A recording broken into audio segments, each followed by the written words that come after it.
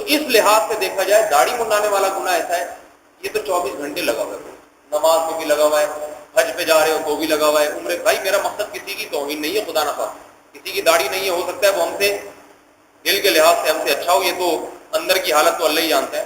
قیامت کے دن تو بہت سے علماء بھی معلوم نہیں کس حال میں ہوں گے۔ حدیث میں آتا ہے کہ اللہ تعالیٰ علماء سے پوچھے گا تو ہم نے تمہیں علم دیا تم نے کیا کیا؟ وہ کہے گا اللہ اتنی اشاعت کی، اتنا پرچار کی۔ اللہ کہیں گے دکھانے کے لیے کیا، ہم دلوں کی حالت کو جانتے ہیں۔ تو قیامت کے دن کو کون کس حال میں ہوگا یہ تو ہم نہیں جانتے بھائی، اس لیے کسی کو اپنے سے برا نہیں سمجھتے، لیکن ایک اللہ کا حکم تو بتانا ضروری ہے۔ تو اس لیے میرے بھائی یہ جو حکم ہے اللہ تعالیٰ کا داڑھی کاٹنا، یہ بھی ایک کبیرہ گناہ ہے۔ تو میں یہ عرض کر رہا تھا کہ آج کا مسلمان گناہوں کی زندگی پر مطمئن ہے، وہ کہہ رہے ہیں ایسے ہی ٹھیک ہے جیسے جا رہے ہیں۔ یہ بڑی خطرناک بات ہے، یہ بہت خطرناک ہے۔ تو جو قرآن سینے سے لگاتے ہیں، چومتے ہیں، قرآن خوانیاں کرتے ہیں، مردوں پہ پڑھتے ہیں، اس کو طلبا کو لے جاتے ہیں گھر میں برکت، ہمارے فرمایا کرتے ہیں کہ پتہ چل جائے نا کیا کیا پڑھ کے پھونک رہا ہوں میں، کیا کیا پڑھ کے پھونک رہا ہوں۔ تو ہمارے یہ مسلمان جو ہے نا یہ کہے گا بھائی اس کو گھر میں ہی رکھو، یہ بڑی خطرناک کتاب ہے۔ جیسے غیر مسلمین جو ہیں یہ کوشش کر رہے ہیں نا جہاد کی آیتیں نکال دیں، امریکہ نے کوشش کی ہے جہاد کی آیتیں نکال دیں۔ کیوں؟ وہ کہتے ہیں یہ ساری آیتیں ہمارے خلاف جا رہی ہیں قرآن کی۔ وہ کہتے ہیں یہ نماز پڑھے، روزہ رکھے، چلو ٹھیک ہے، لیکن یہ جہاد والی آیتیں نکال دو۔ تو ان کو اس سے ڈر لگتا ہے یہ نکال دو، یہ خطرناک ہے۔ اور مشرکین مکہ کیا کہتے تھے؟ یہ قرآن بہت اچھا، لیکن اس قرآن کو جو ہے نا بتوں کی عبادت نہ کرو، یہ نکال دو، اس سے یہ والا پورشن نکال دو تو ہم اس قرآن کو مان لیں گے۔ تو اللہ کے نبی نے کیا فرمایا؟ قرآن کی آیت نازل ہوئی، قل ما یکون لی ان ابدلہ من تلقاء نفسی، اے نبی ان سے کہہ دو کہ مجھے اختیار نہیں ہے کہ میں اس میں تبدیلی کر سکوں۔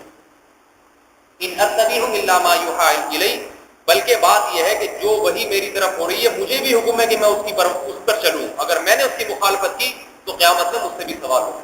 تو میں تو خود اس آزمائش میں ہوں، میں کیسے تبدیلی کر سکتا ہوں؟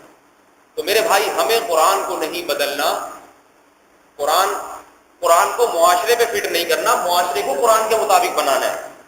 آج بہت سی عورتیں کہتی ہیں پردہ تو ممکن ہی نہیں ہے اس معاشرے میں، داڑھی تو ممکن ہی نہیں ہے اس معاشرے میں۔ تو میرے بھائی اس کا مطلب ہے قرآن سے یہ احکام آگے پیچھے کر دو، معاشرے کے مطابق بنا دو۔ تو ایسا جائز ہے ہمارے لیے؟ ممکن ہے ایسا؟ تو جب ایسا نہیں کر سکتے تو خود قرآن کے مطابق بننے کی ہم کوشش کریں۔ اللہ تعالیٰ سمجھنے کی توفیق عطا فرمائے۔ تو میں جو اصل بات عرض کر رہا تھا وہ سورہ یاسین کے بارے میں۔ یہ سورہ یاسین جو ہے بہت جامع صورت ہے، اس کی مختصر تھوڑا خلاصہ سناتا ہوں، آپ لوگ دل میں نیت کر لیں کہ ہم انشاءاللہ اس پر عمل کریں گے۔ اللہ اکبر۔ فرمایا یاسین والقرآن الحکیم انک لمن المرسلین۔ پہلی صورت ابتدا تو ہو رہی ہے یاسین سے۔ بعض حضرات کہتے ہیں کہ یاسین یہ رسول اللہ صلی اللہ علیہ وسلم کا نام ہے، لیکن یہ بات کسی صحیح حدیث سے ثابت نہیں ہے۔ یہ حروف مقطعات ہیں، ان کا کیا مطلب ہے اللہ کے سوا کوئی بھی نہیں جانتا، لہذا اس میں پڑھنا ہی نہیں چاہیے۔ فرمایا والقرآن الحکیم، اللہ تعالیٰ قرآن حکیم کی قسم اٹھاتے ہیں۔ فرمایا قسم ہے اس قرآن کی جو حکمت کی باتوں سے بھرا ہوا ہے۔ حکمت کی بات کسے کہتے ہیں؟ عقل مندی کی باتیں، کوئی فضول بات نہیں ہے، ساری باتیں ایسی ہیں جو حکمت اور بصیرت کی سیدھا راستہ دکھانے والی۔ فرمایا اس قرآن کی قسم اٹھا کے ہم فرماتے ہیں انک لمن المرسلین، اے محمد آپ صلی اللہ علیہ وسلم آپ اللہ کے بھیجے ہوئے پیغمبروں میں سے ایک پیغمبر ہیں۔ علی صراط مستقیم، اور آپ سیدھے راستے پر ہیں۔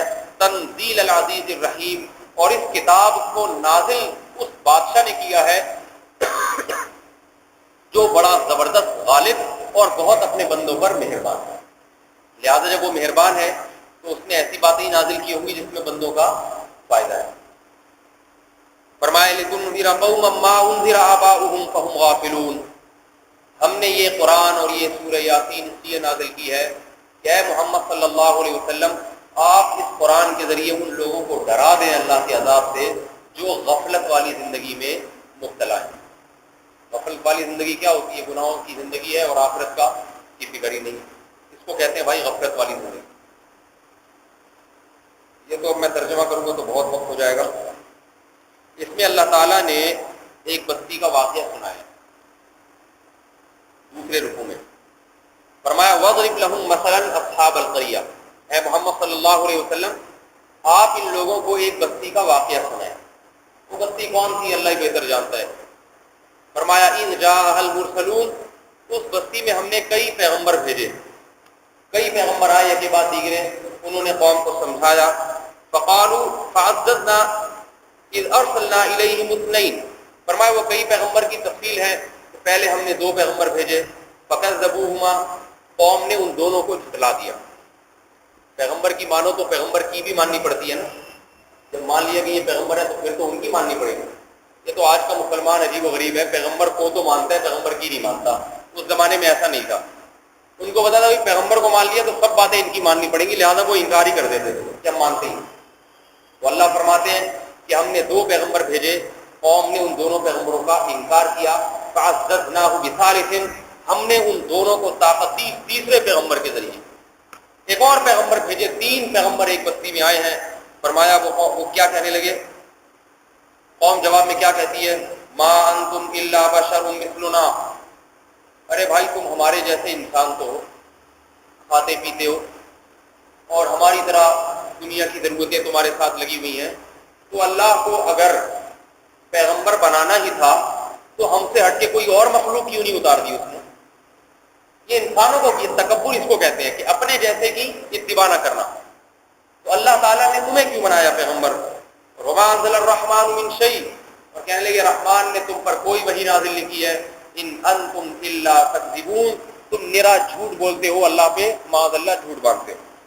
قالوا ربنا يعلم انا الیکم لمرسلون، ان پیغمبروں نے معجزات دکھانے کے بعد کہا کہ بھئی ہمارا رب جانتا ہے ہم تمہاری طرف پیغمبر بنا کے بھیجے گئے ہیں، وما علینا الا البلاغ المبین، اور اگر تم ہماری بات نہیں مانتے تو ہمارے ذمے صرف صاف صاف پہنچا دینا ہے، تمہاری ہدایت ہمارے اختیار میں نہیں ہے، ہم بات پہنچا دیں گے، تمہاری مرضی عمل کرو یا نہ کرو۔ تو کیا کہنے لگے جواب میں، قالوا انا تطیرنا بکم، دیکھو اللہ کی عادت ہے جب بھی اللہ کسی قوم میں پیغمبر کو بھیجتے ہیں تو جب پیغمبر دعوت دیتے ہیں قوم نہیں مانتی تو پھر عذاب آنا شروع ہوتے ہیں، کبھی ہواؤں کا عذاب، کبھی زلزلوں کا۔ پیغمبر کے آنے سے پہلے یہ عذاب نہیں آ رہے تھے، پیغمبر آئے دعوت دی عذاب آنا شروع ہو گئے، تو قوم کہنے لگی انا تطیرنا بکم، کہ ہم معاذ اللہ نقل کفر تمہیں معاذ اللہ منحوس سمجھتے ہیں، معاذ اللہ تمہاری نحوست ہے کہ جب سے تم آئے ہو ہماری بستی میں مختلف طوفان، زلزلے اور بلائیں آنے لگی ہیں، تم نہیں تھے تو کچھ بھی نہیں تھے، یہ تمہاری معاذ اللہ نحوست ہے کہ یہ چیزیں آنے لگی ہیں۔